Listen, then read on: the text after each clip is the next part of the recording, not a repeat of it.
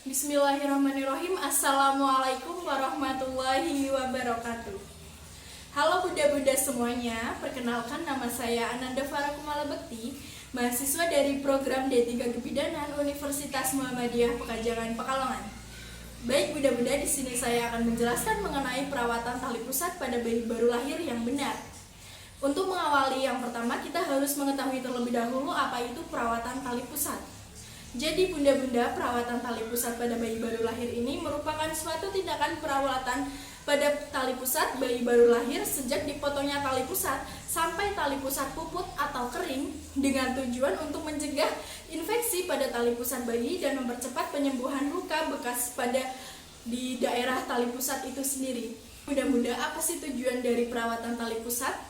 Jadi, tujuan dari perawatan tali pusat merupakan suatu pencegahan untuk mencegah infeksi.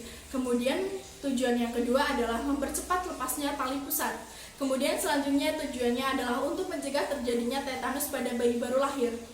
Nah, mudah-mudahan sedikit sudah jelas ya. Udah ada bayangan mengenai perawatan tali pusat. Baik bunda-bunda, apa saja sih alat dan bahan untuk melakukan perawatan tali pusat? Nah, alat dan bahannya mudah sekali bunda-bunda. Ini perawatan tali pusat itu merupakan hal yang cukup mudah dilakukan di rumah, tetapi itu bersifat steril ya bunda-bunda. Nah, yang pertama itu alatnya menggunakan air hangat, kemudian kapas dan kasa steril atau sarung tangan yang steril. Baik bunda-bunda, saya akan menjelaskan langkah-langkah demi langkah untuk melakukan perawatan tali pusat. Langkah yang pertama, bunda-bunda harus cuci tangan terlebih dahulu menggunakan sabun sampai bersih. Kemudian keringkan pakai handuk yang bersih. Kemudian langkah yang kedua, bunda-bunda harus turunkan sedikit bagian atas popok agar tidak bersentuhan dengan tali pusat. Kemudian langkah yang ketiga, buka balutan pada tali pusat yang akan diganti dengan lembut dan hati-hati ya bunda. Kemudian langkah yang keempat, bersihkan tali pusat dan daerah di sekitar tali pusat menggunakan kapas yang dibasahi air hangat dengan lembut dan secara hati-hati. Kemudian langkah yang kelima atau langkah yang terakhir, bunda-bunda harus mengeringkan tali pusat dengan balutan kembali dengan menggunakan kasa steril. Baik bunda-bunda, saya akan menjelaskan mengenai kapan sih waktu untuk melakukan perawatan tali pusat. Jadi bunda-bunda harus melakukan perawatan tali pusat itu pada waktu sehabis bayi bunda-bunda itu mandi pagi atau sore. Kemudian sewaktu-waktu bila balutan tali pusat itu basah oleh air kencing atau kotoran bayi. Yang selanjutnya mengenai hal-hal yang harus diperhatikan dalam melakukan perawatan tali pusat. Yang pertama, daerah tali pusat dan sekitarnya harus selalu dalam keadaan kering dan bersih.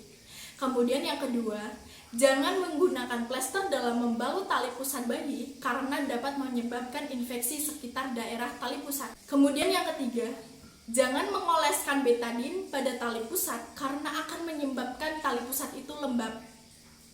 Baik bunda-bunda, selanjutnya saya akan menjelaskan mengenai tanda atau infeksi pada bagian tali pusat.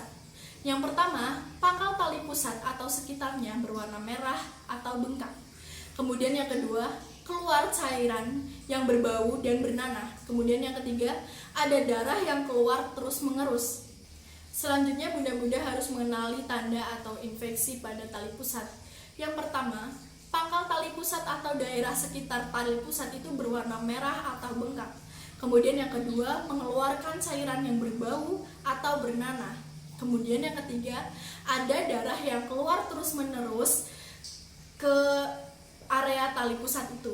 Kemudian yang keempat, bayi baru lahir itu mengalami kejang. Kemudian yang ketiga, bayi mengalami demam. Oke, itu saja yang bisa saya jelaskan ya bunda-bunda. Kurang lebihnya mohon maaf. Terima kasih atas perhatiannya. Wassalamualaikum warahmatullahi wabarakatuh.